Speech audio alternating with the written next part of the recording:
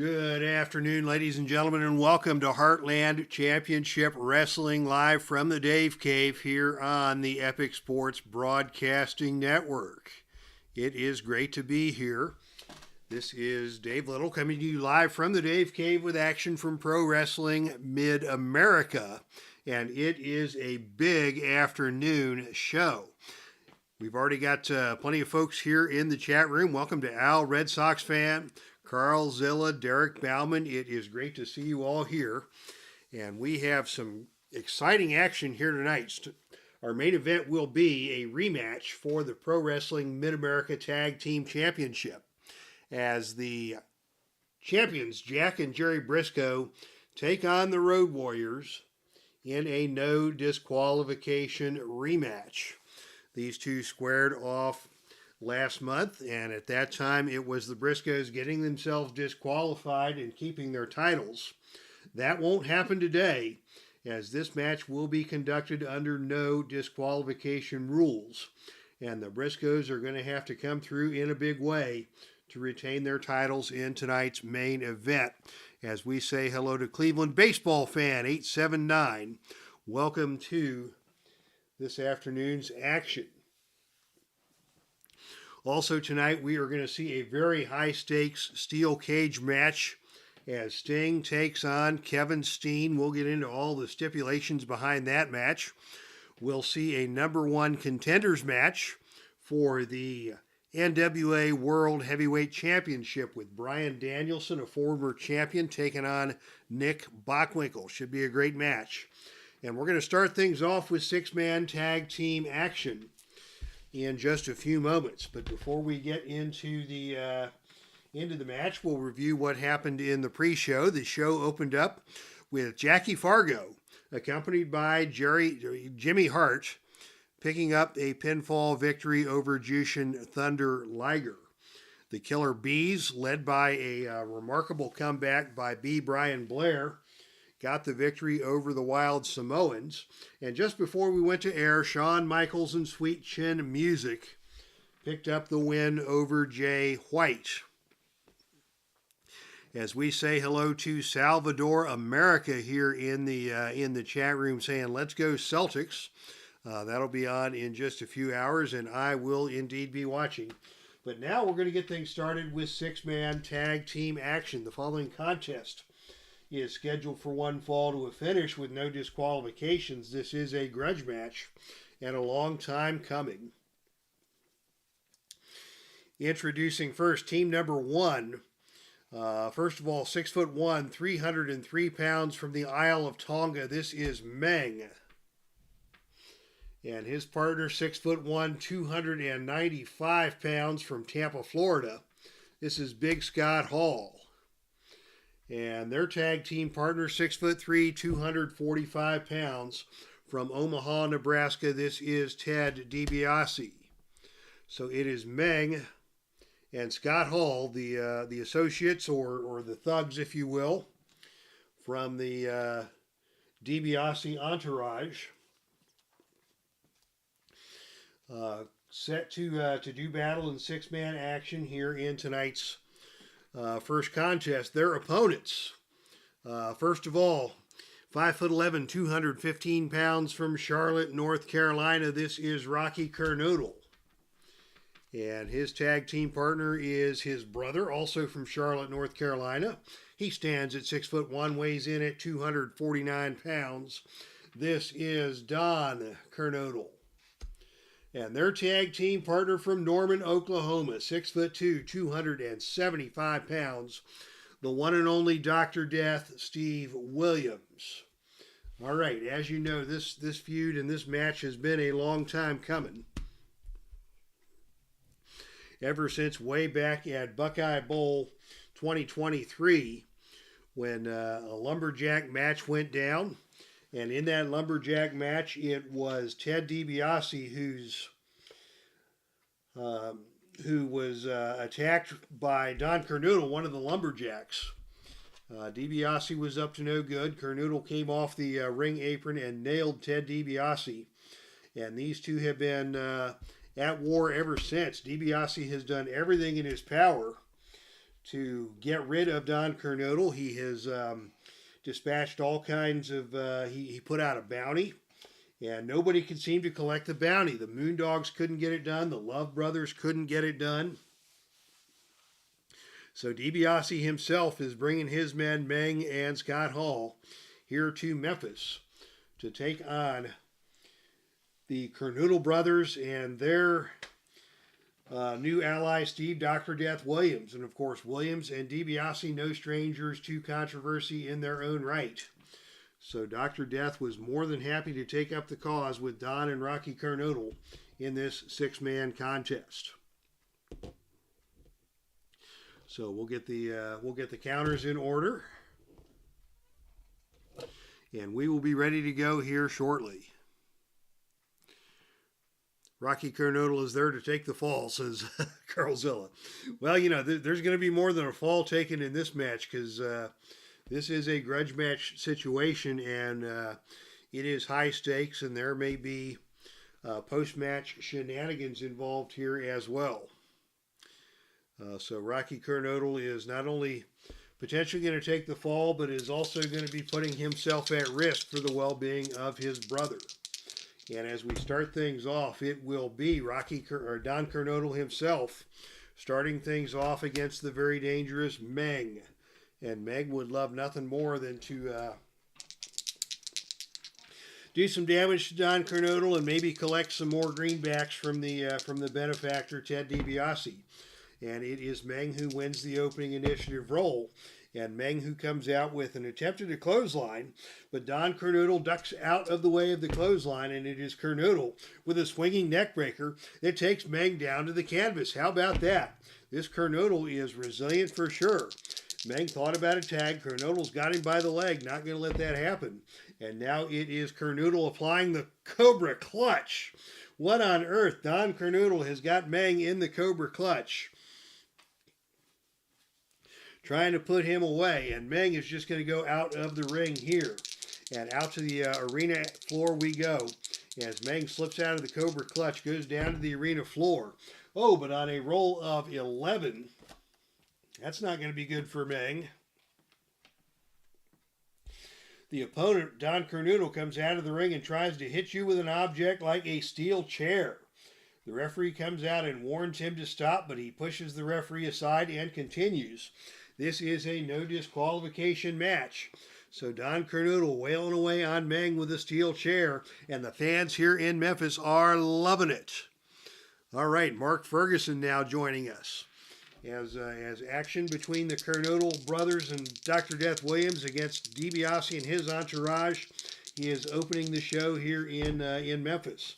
And now as Meng gets back into the ring, here's KERNODLE with a top rope clothesline. That is a zero finisher. The pin roll here will be 3 or lower. And on a roll of 4, Meng just got out. Meng in all kinds of trouble here. Dr. Death wants into the ring. Here comes Dr. Death, and we're going to see a double team. Don KERNODLE and Steve Williams double teaming up on Meng. And on a roll of 5, it is Steve Williams getting Meng up for an Oklahoma Stampede and down hard. And KERNODLE follows that up with a fist drop, and that is going to cost Meng another point of fatigue. Boy, the good guys here are starting this one off with a flurry. And Meng has been on the receiving end. Got to get the card flipped over here. There we go. And Dr. Death Steve Williams is in the ring and in control against Meng. And now Williams is going to go up for a superplex. This is a death jump maneuver. And on a roll of 6, it is Williams who gets Meng up, over, and down hard to the canvas with that superplex. Meng still down and in trouble here. And now Doc is going to go with a belly-to-belly suplex. Up, over, and down to the canvas hard. Again goes Meng. Meng finally slowly getting to his feet. Dr. Death is on him. Picks him up and throws him down to the mat in a spine buster. Good move by Williams to keep under control. And now Williams with a big lariat onto Meng. Meng is stunned once again. And now it's going to be Rocky's turn to come into the ring. We're going to see another double team here. But on a roll of 9, it is Rocky coming with a running clothesline. A running forearm smash that stuns Meng. Rocky KERNODLE now in control against Meng. As Team KERNODLE here has established themselves to open this match. Here's a whip to the ropes by Rocky. Off the ropes comes Meng. And on a roll of 7, it is a big running elbow. Running back elbow delivered by KERNODLE to Meng, and Meng still is staggered. Meng still on his feet. And now KERNODLE with a sleeper. Rocky's got the sleeper on him. Meng's arms are flailing wildly, but he will not go down. Meng keeps his feet. As KERNODLE remains on the attack, KERNODLE now tries for a big body slam. He gets him down, didn't get all of it. And finally, Meng is able to reach out and get the tag to Big Scott Hall. Wow. Meng just took all kinds of punishment from all 3 of the opponents in this match, and he was lucky to get out of that situation alive. Here comes Big Scott Hall moving in against Rocky KERNODLE, and he is going to start off with a back body drop up, over, and down to the canvas goes Rocky KERNODLE. Scott Hall trying to slow things down here and maybe exert his strength advantage. Here's Hall with a step over toe hold, and KERNODLE is down. Hall in control. What's he going to do here? He is going to go up for a death jump. Death jump maneuver coming up here from Big Scott Hall. And on a roll of 8, let's see, death jump C. 8 is a flying clothesline off the top rope by Big Scott Hall, and Rocky KERNODLE is down. Rocky KERNODLE is down. Now DIBIASE wants in. Why wouldn't he? They've got the least accomplished man in this match at his mercy, so DIBIASE wants to come in and get him some. And on a roll of 5, it is a devastating double team executed by Big Scott Hall and Ted DIBIASE that is going to cost Rocky a point of fatigue. And Rocky's in some trouble here as DIBIASE moves in for the kill. DIBIASE is going to go for a backward elbow off the ropes. This is a choice G maneuver, meaning it will require a death jump roll. And on the death jump roll of 10, it is Rocky KERNODLE staggering to his feet. DIBIASE coming off with that backward elbow, nails him. DIBIASE goes for the pin. The pin roll here is 5 or lower, but on a roll of 11, Rocky is able to kick out. And DIBIASE still in control. What's he going to do now? He is going to go for a power slam, and down hard goes KERNODLE. DIBIASE again going for the pin, and on a roll of 7, Rocky just barely kicks out of that one. And now it is going to be Big Scott Hall coming back into the ring for some more double teaming on Rocky KERNODLE. And on a roll of 8, they lift KERNODLE high up in the air and deliver an awesome double neck breaker. Scott Hall now the legal man in the ring. Rocky KERNODLE is in trouble, and Don KERNODLE is going to try and come to the rescue of his brother. We go to the outside interference chart, and on a roll of 7, it is KERNODLE coming into the ring, attacking Big Scott Hall, and a brawl will result. There will be no disqualification. This will be an odd even brawl. Don KERNODLE will get the even roll, and on a roll of 1, it is Scott Hall who decks Don KERNODLE. Don KERNODLE rolling, knocked out of the ring by a big punch from Scott Hall. So Scott Hall now has control over Rocky KERNODLE. And Scott Hall is going to go up for another death jump. Another death jump attempt coming from Scott Hall. And on a roll of 11, he got all of that one. Big flying clothesline. Scott Hall now going for the cover. The pin roll is 7. And on a roll of 6, he's going to get the pin. Here comes Dr. Death trying for the pin save. And on a roll of 9, he is unable to make the save. And Rocky KERNODLE has been pinned. All right, so as predicted, it was Rocky KERNODLE taking the fall after a death jump by Big Scott Hall. And let's see what's going to happen now, as DIBIASE still wants to get his hands on Don KERNODLE. So it's going to be a post-match attack here by the bad guys, Team DIBIASE. And Scott Hall continues to put the boots to Rocky KERNODLE, who is fallen in the ring. And on the rest of the outside interference table, it is, this is not good. They are going to get their hands on Don KERNODLE on a roll of 5, and it is MENG and DIBIASE laying a beat down on Don KERNODLE. We're going to have to go to the gut check rolls for this one. First, we'll check the gut check for DIBIASE. He rolls an 8, minus a cage rating of 3 gives him 5.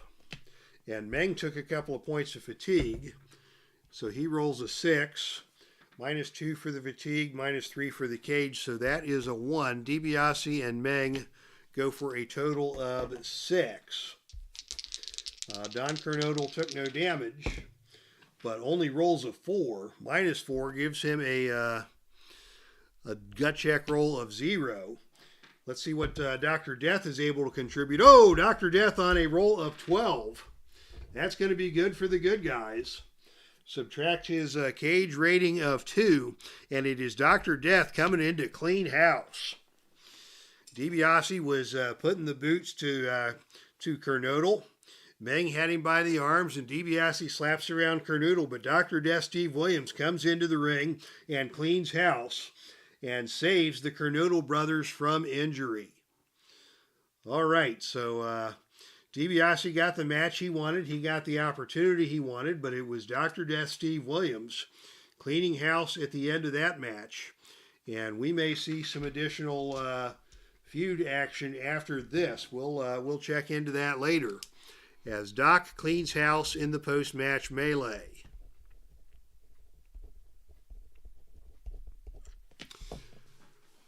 Quite a 6-man match indeed. Michael Brada here in the chat room. Yeah, we had a couple of folks come into the chat room as the match progressed. Let's see. It was Mark Ferguson. Yeah, we don't bet against MENG. Mighty Mo is here. Hope everyone is having a nice weekend. It is a nice weekend here indeed. Joseph Hickle. Hello, Dave. And Michael Brada, quite a 6-man match. So, yeah, it was a good time had by all in that 6-man match. Unless your name is Rocky KERNODLE, in that case you took a bit of a pounding. But thanks to the heroics of Dr. Death Steve Williams, it is the baby faces standing tall at the end of that situation. All right, so now we're going to get back to some serious wrestling action after that mayhem.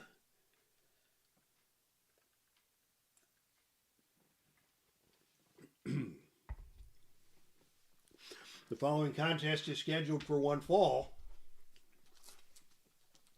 with no time limit. Disqualification rules are in effect for this match, as this is a number 1 contenders match for the NWA World Heavyweight Championship.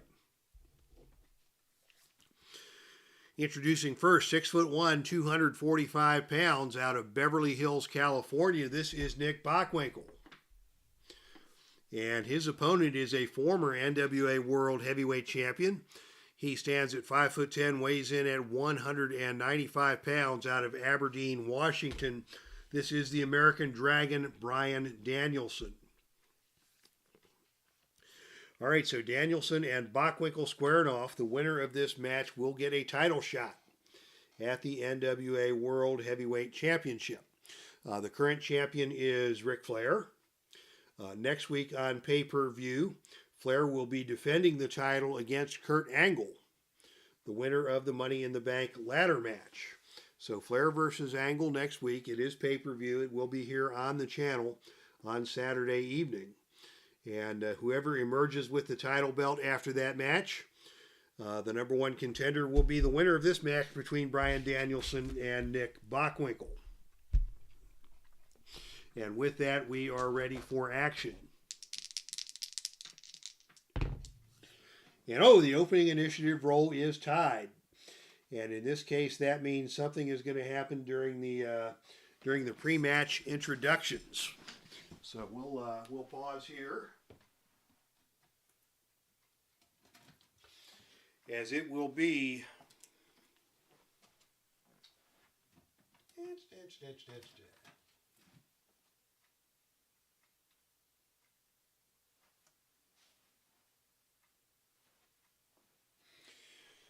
This will be a Mean Gene Okerlund interview. Mean Gene Okerlund is in the house. And he is in the ring. And let's see what is going to happen here. The roll is 6.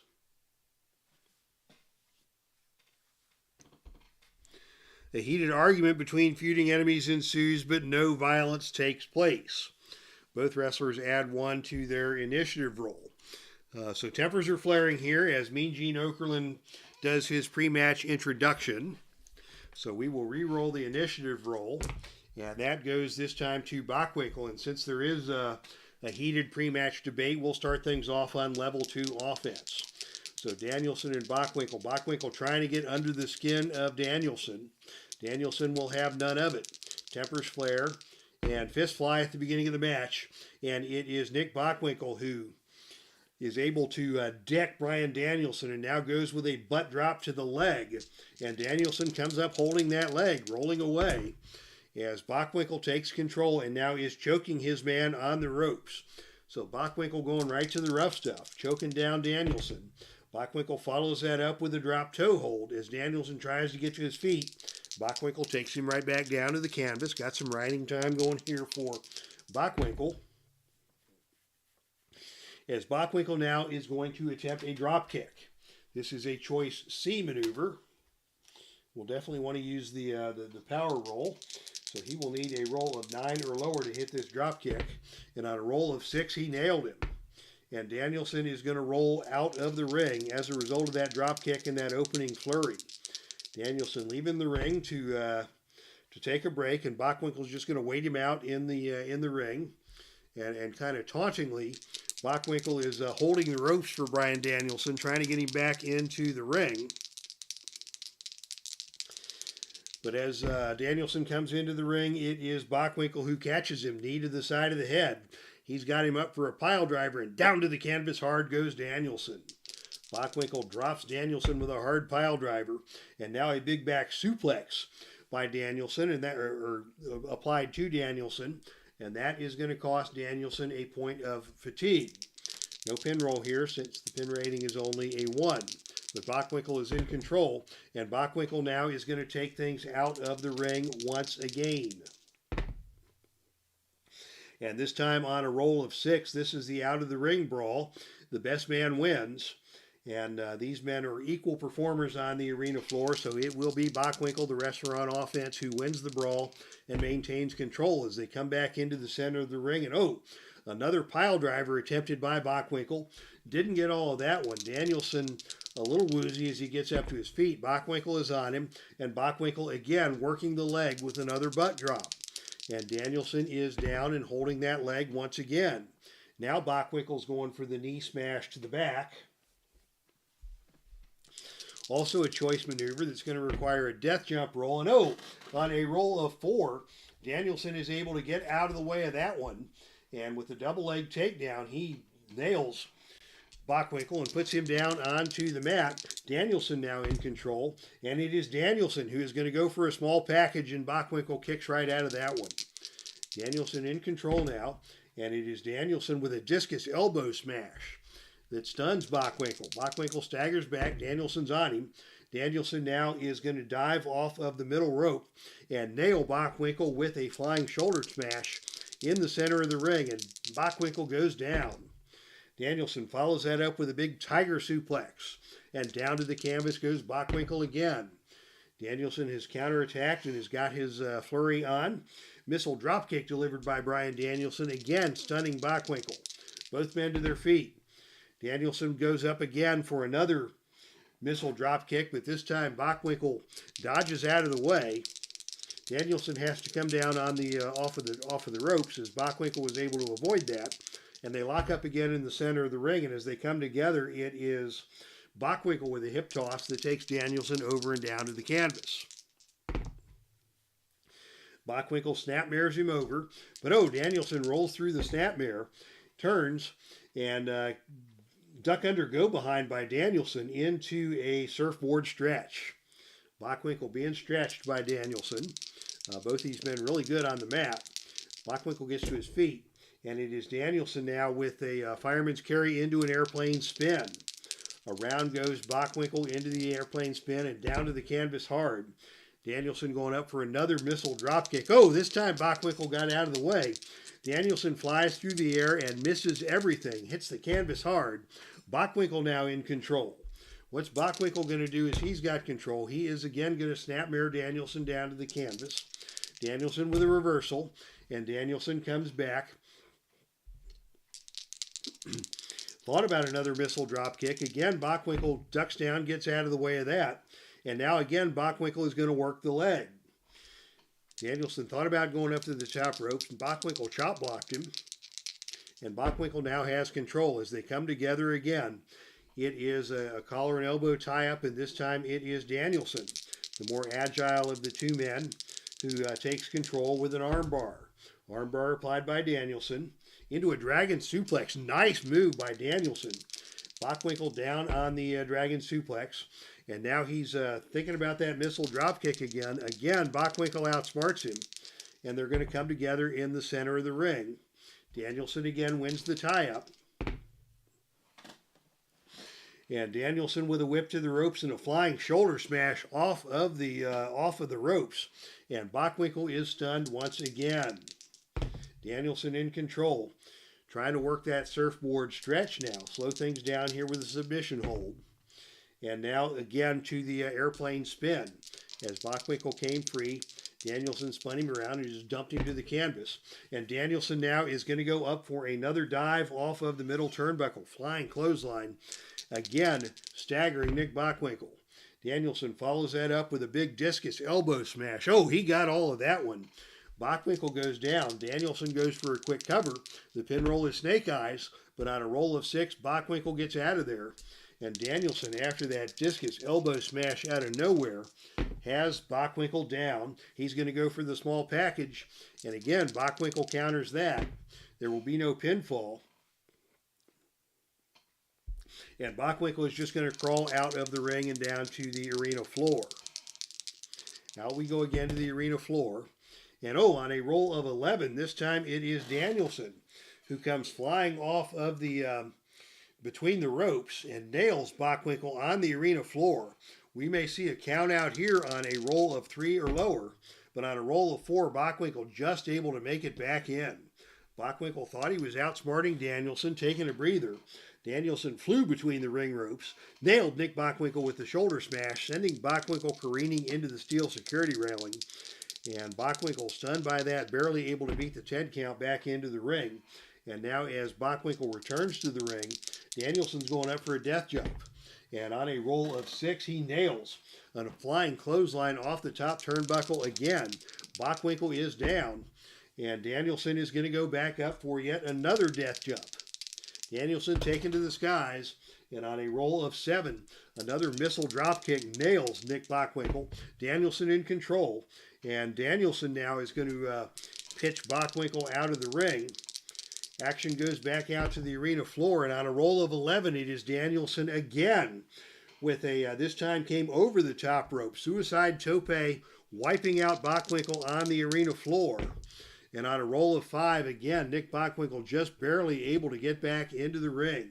So Danielson has taken to the skies. He has gotten control here. And again, we're going to see the death jump. Danielson using those aerial tactics to great advantage. And on a roll of 11, it is a perfect cross body block executed by Bryan Danielson coming off the top rope. He goes for the cover. The pin roll is 5 or lower. And on a roll of 4, he got him. Wow. How about that? Bryan Danielson with an amazing aerial flurry just defeated Nick Bockwinkel pretty much out of nowhere. Flying cross body block off the top rope by Bryan Danielson. We have a winner. And it will be Bryan Danielson headed to a #1 contenders match, headed to a title match for the NWA World Heavyweight Championship. Congratulations to Bryan Danielson. He took down a very capable opponent in Nick Bockwinkel. And it is a celebration here in Memphis as the hated local champion Nick Bockwinkel is taken down by Danielson. And the #1 contendership to the World Heavyweight Championship is once again awarded to Bryan Danielson. So yeah, Flair versus Angle next weekend. And the winner of that will face off against Bryan Danielson in their following succeeding title defense. All right, so good match there. As we say hello to Neil Lau now in the chat room. What up to you, sir?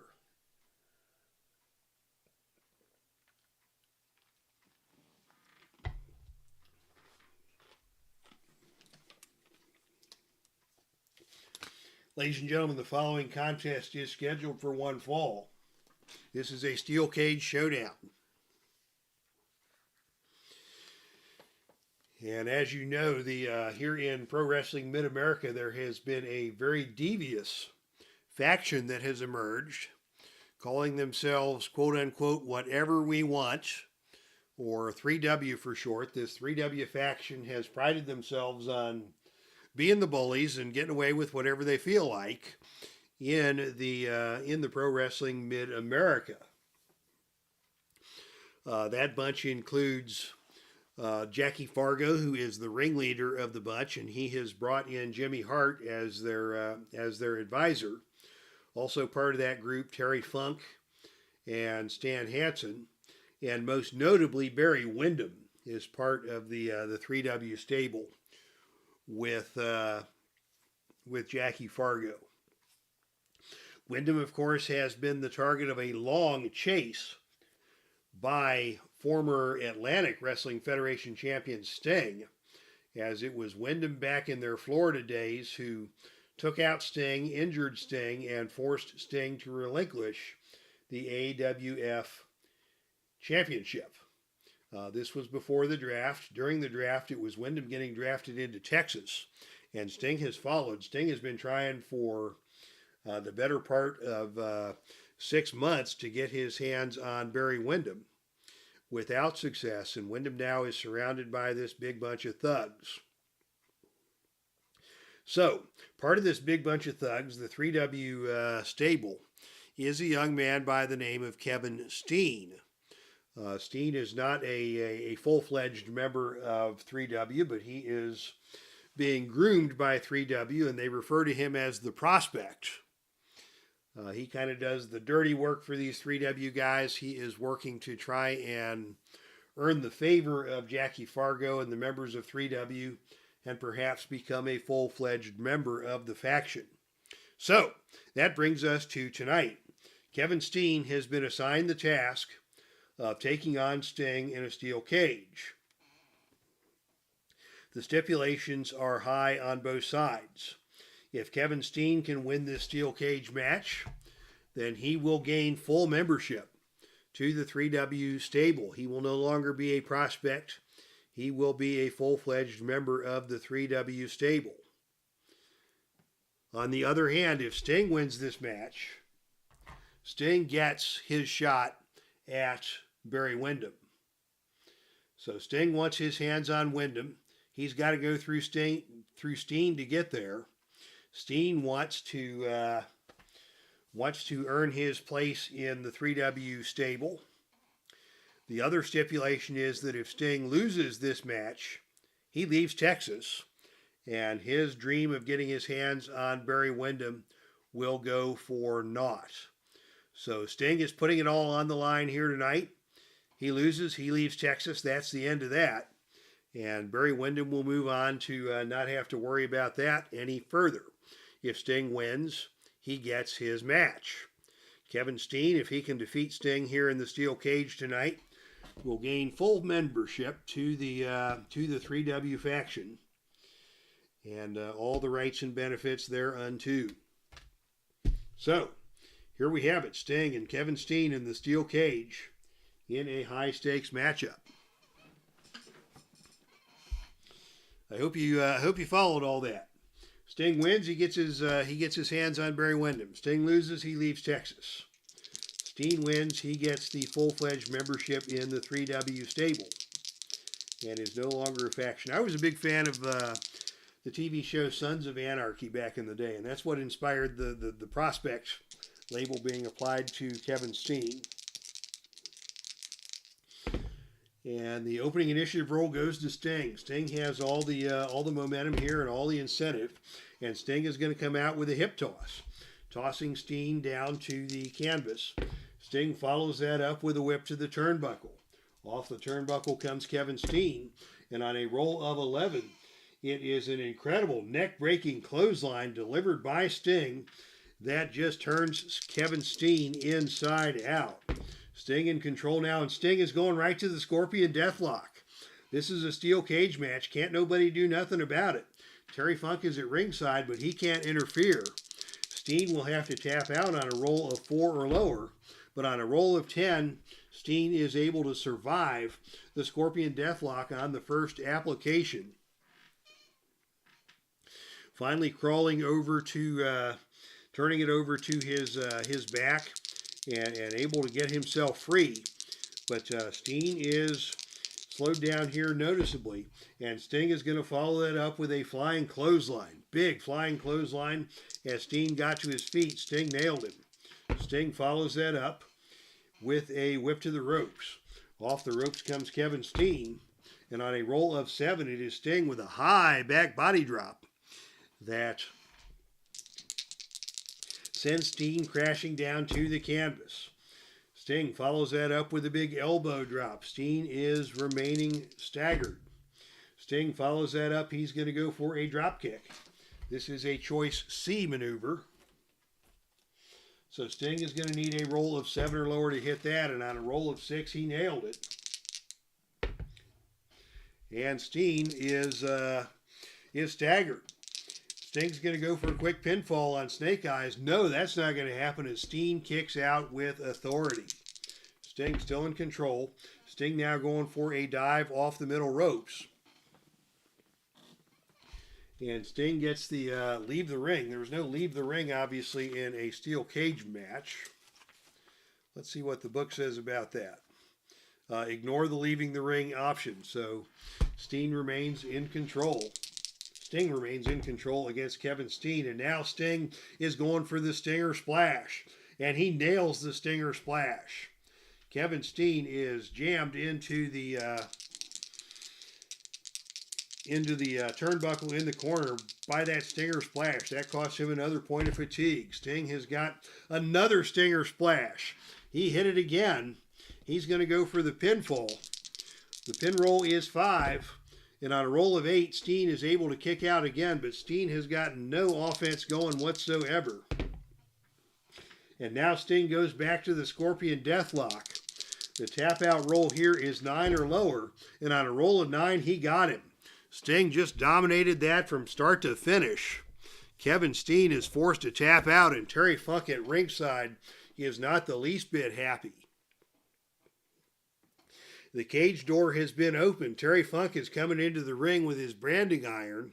Sting's got his fists up, and Funk just walks right past Sting and starts beating on Kevin Steen with that branding iron. Sting is going to make a business decision and get out of the ring and let things happen, as Steen is now taking a beating from Terry Funk after a miserable performance in that steel cage match.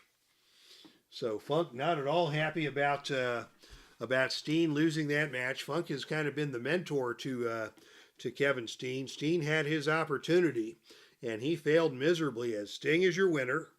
Sting will go on to face Barry Windham, and Steen is on very uncertain terms now in terms of his desire to gain membership in the 3W faction, as Terry Funk just berating Steen and lashing out at him with that branding iron as a result of Steen's failure to get the job done here in Memphis.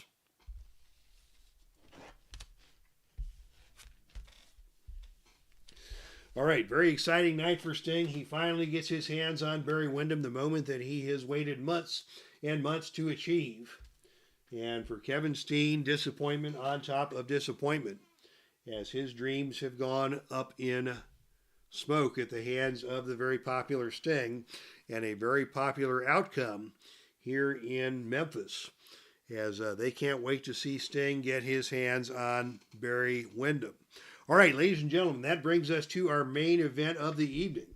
The following contest is scheduled for one fall with a 45-minute time limit and no disqualification. This match is for the Pro Wrestling Mid-America Tag Team Championship. Introducing first the challengers. They are accompanied to the ring by Paul Ellering at a total combined weight of 552 pounds. From Chicago, Illinois, it is Hawk and Animal, the Road Warriors. All right, the Road Warriors headed down to the ring, ready to do battle here with Paul Ellering at their side. But their opponents are your reigning and defending Pro Wrestling Mid-America Tag Team Champions at a total combined weight of 441 pounds. I'm doing the math on the fly here.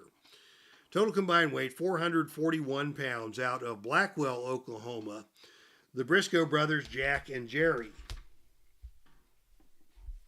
So Jack and Jerry Briscoe taking on the Road Warriors, a battle of contrasting styles here, with the Briscoes holding the belts and hoping to continue to hold the belts after this contest, but they will have their hands full with the Road Warriors.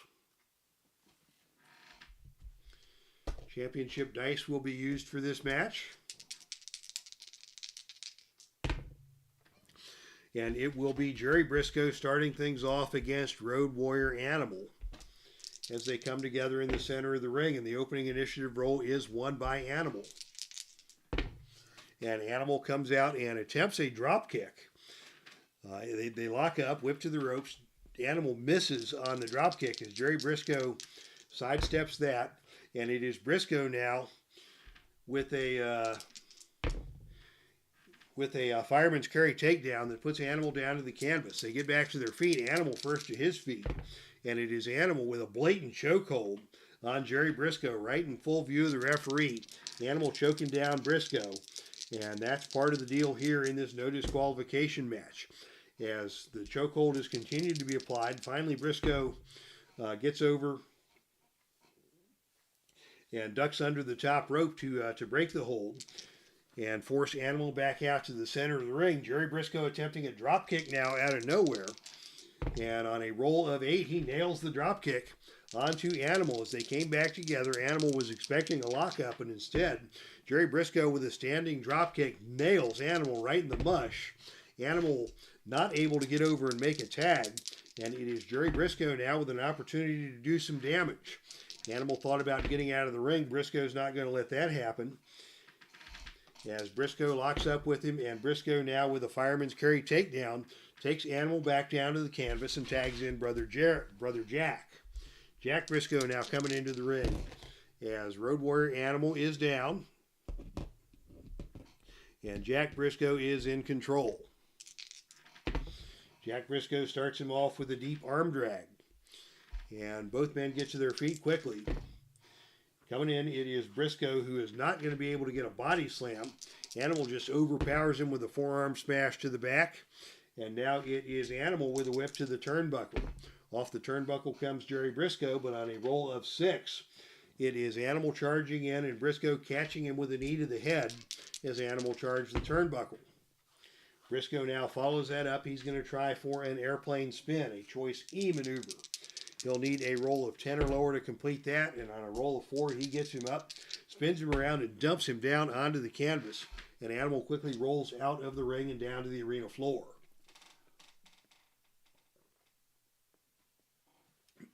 Quick drink of my Diet Mountain Dew here to keep the pipes loose. Animal out to the arena floor for the first time, and on a roll of 7, on an A-rated performer, that is the best man wins roll. And in this case, Animal is the best man wins, so he wins the brawl on the arena floor. And as they come back into the ring, Animal is in control, and he nails Jack with a boot to the midsection. Jack fires back, attempts to get a double leg takedown on Animal, is unable to do so. That's a power move. And now Animal tries to retaliate with a clothesline. He misses that. That's an agility move. And it is Jack Briscoe with a knee breaker that takes Animal down to the canvas. Animal not yet able to make the tag as Hawk waits impatiently on the ring apron. As Jack comes in with another deep arm drag, taking Animal down to the canvas, and finally, Animal able to reach out and make the tag to his partner Hawk. So all four men have seen action in this match now. We've not seen any pinfall attempts or fatigue tokens yet, as Animal and Jack Briscoe come together in the center of the ring. It is Animal with a big boot to the face. Briscoe sidesteps that, and Briscoe takes Animal up and down hard to the canvas with a back suplex. Nicely done by the crafty veteran Jack Briscoe, avoiding the big boot to the face and coming back with a suplex. And now it is Hawk's turn to roll out of the ring. And on a roll of 5 on the arena floor, that is the double disqualification roll. There are no disqualifications here, so that rolls us over to the odd even roll. Jack Briscoe gets the even numbers on, or no, Animal left the ring, so Animal gets the even roll on this. And on a roll of 3, it is Jack Briscoe who wins the brawl on the arena floor. Hawk came at him with a clothesline. Briscoe ducked down with a drop toe hold and sent Hawk smashing face first onto the concrete. Jack Briscoe now in control as action returns to the ring. And as Hawk comes back through the ropes, it is Briscoe with the lateral guillotine. Possible submission attempt here on Snake Eyes. He's not able to get the submission, but Hawk takes the match's first point of fatigue as Jack Briscoe and those technical skills serve him well. And what's Briscoe going to do now? He is not going to let Animal get out of the ring. Instead, Briscoe is going to nail Animal with a drop kick. Nail Hawk with a drop kick. And the drop kick does take Hawk up and over the top rope and down to the arena floor. Action on the outside of the ring now as Hawk grabs the leg of Jack Briscoe, pulls Briscoe out of the ring, and slams Briscoe face first onto the ring apron. And as we all know, the ring apron is, repeat after me, the hardest part of the ring. So Briscoe is stunned, Hawk is in control as action returns to the ring. And now it is a big gut-wrench suplex by Hawk. Powerful man, taking Briscoe over and down to the canvas hard. Briscoe rolls over, gets to his feet as Hawk moves in, and Hawk now with a vertical suplex, again taking Briscoe down. Hawk with a couple of suplexes here, giving Briscoe a taste of his own medicine, and now it is Hawk with a whip to the ropes. Off the ropes comes Jack Briscoe, and on a roll of 11, it is both men trying a running double clothesline. Both men go down. The wrestler with the better ropes rating recovers first. That's Jack Briscoe. Briscoe with the better ropes rating gets to his feet first. He's got control, and he is going to try for a death jump. Jack Briscoe going up for a death jump, and on a roll of 7, he catches Hawk with a death jump and takes Hawk back down to the canvas. Briscoe springs off the ropes and nails Hawk again with his Thez press. And now what's Briscoe going to do? Hawk trying to get out of the ring. Briscoe's got him by the leg once again. Not going to let that happen. And instead is an arm drag takeover by Briscoe as Briscoe pulls Hawk to his feet, takes him over and down to the canvas. Hawk makes over and gets the tag into Animal. So Briscoe got the best of Hawk in that situation. We'll see if Animal can do better as Animal comes in and catches Jack Briscoe with an armbar, takes him down to one knee, and now a big back body drop attempted by Animal. Briscoe stops. There will be no backdrop, and instead it is a double leg takedown as Animal is dumped to the canvas by Jack Briscoe. Briscoe now in control. Animal reaches over and tags back in Hawk. Frequent tags by the Road Warriors, preventing the Briscoes from taking control. Hawk now, just goes right to the eyes with an eye gouge. Jack Briscoe doesn't like that, and he slaps Hawk across the face. In response, as these two men showing great contempt for each other, Hawk again goes for that big boot to the face. Briscoe dodges, and Briscoe comes back and is going to attempt the airplane spin, which is a choice E maneuver. As we say hello to Thomas Morgan. Thomas Morgan will check out the replay later. Hope you enjoy the replay. As we have got Jack Briscoe attempting an airplane spin. On Hawk, he's going to need a roll of 8 or lower to complete that. And on a roll of 4, he gets him up over and dumps him down to the canvas. And Hawk slow to get to his feet. As Jerry comes into the ring on the tag, and we're going to have an attempted double team here. And on a roll of 9, it is a running elbow smash by Jerry Brisco that stuns Hawk. And Hawk is in the center of the ring. Jerry Brisco in control.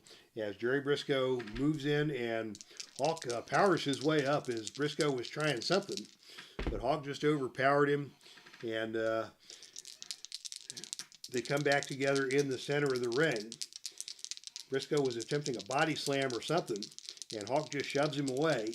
They come back together in the center of the ring, and now it is Brisco who is going to attempt a drop kick. A choice C maneuver. He'll need a roll of 6 or lower to hit that, and on a roll of 6, he nailed him. Right square in the chest. And Hawk is staggered back and not able to make the tag this time. Hawk's forced into the neutral corner by that drop kick. Jerry Brisco's on him. And what is Brisco going to do here? He is going to go for a knee drop onto Hawk in the corner. Got a knee smash to the head. No tag from Hawk as he's still trapped in the corner. And now it is both Briscos coming in with a double tackle, taking Hawk down to the canvas, and that's going to cost him another point of fatigue. As Hawk now once again rolls out of the ring. And from the arena floor on a roll of 10, this is going to be Jack Brisco now, the legal man in the ring. Brisco in the ring taunting Hawk, but from behind it is Jerry Brisco who comes and takes out the knee of Hawk with a rolling chop block. Hawk now showing some signs of damage. A couple of fatigue tokens as Jack Brisco waits in the ring. And it is Brisco again with that lateral guillotine, taking Hawk down to one knee as Hawk comes back in. And now another big suplex by Jack Brisco takes Hawk out of the ring once again. Hawk on the arena floor. And on a roll of 12, we may see a count out here. As again, it is Jerry Brisco wreaking havoc on the arena floor. Chop block again to the knee of Hawk. And on a roll of 4, Hawk will be unable to continue. But on a roll of 7, he is able to continue, but he is in some trouble here as he has accumulated now 3 tokens of fatigue. Hawk returns to the ring to beat the count, where Jack Brisco is waiting, and now Brisco with a rolling reverse cradle. This is a pinning predicament. The pin roll is 5 or lower, and on a roll of 5, he's going to get him. Paul Ellering trying for the distraction, and on a roll of 3, Ellering is able to distract the referee and prevents the pinfall from taking place. Wow, that was a close call for Hawk as Brisco had the shoulders pinned, but timely thinking by Paul Ellering prevented the pinfall. And Ellering is now going to have something else to say to the referee. We're going to, as we've got up to 4 fatigue tokens, and that means it is time for the manager interference chart. And on a roll of 11, the manager tries to get involved, but the opponent, Jack Brisco, whips Hawk into Ellering, and there is a big collision. It is a big collision between Hawk and Ellering. That enables Jack to lock on the figure 4 leg lock. Jerry's got Animal tied up. Hawk is going to be forced to submit to the figure 4 leg lock on a roll of 8 or lower. And on a roll of 3, he's got to give it up. How about that? Jack Brisco takes out Hawk with the figure 4 leg lock. And the Brisco brothers have successfully retained the Pro Wrestling Mid-America Tag Team Championship. So congratulations to the Brisco brothers, Jack and Jerry Brisco. It was Jerry doing a lot of the dirty work and Jack with his technical skills in the ring as they managed to isolate Hawk for a very long period of time, do damage to that knee. Brisco nearly got the pin with the rolling reverse cradle. Distraction by Ellering prevented that, but in the ensuing chaos, it was a meeting of the minds between Hawk and Ellering that left Hawk helpless in the center of the ring where he was victimized by the figure 4 leg lock, and that was all she wrote. All right, congratulations to your winners, and successfully defending the Pro Wrestling Mid-America Tag Team Championship, the BRISCO brothers. And that will bring an end to today's festivity. Great crowd here today. Love the banner in the chat room. Thanks to everybody for coming out. And once again, to steal a phrase from the RJL Network, please leave a like as you exit through the turnstiles on your way out, as we say thank you to Thomas Morgan, Al Red Sox fan, Neil Lau, Cleveland baseball fan 879, Michael Brada, Joseph Hinkle, Mighty Mo, Mark Ferguson, Carl Zilla, Salvador America, and Derek Bauman. Everybody showed up today. Lots of cool people in the chat room. Thank you all for turning out for this week's broadcast of Heartland Championship Wrestling here in the Dave Cave. And on behalf of the Epic Sports Broadcasting Network, this is your broadcaster, Dave Little, signing off and saying that's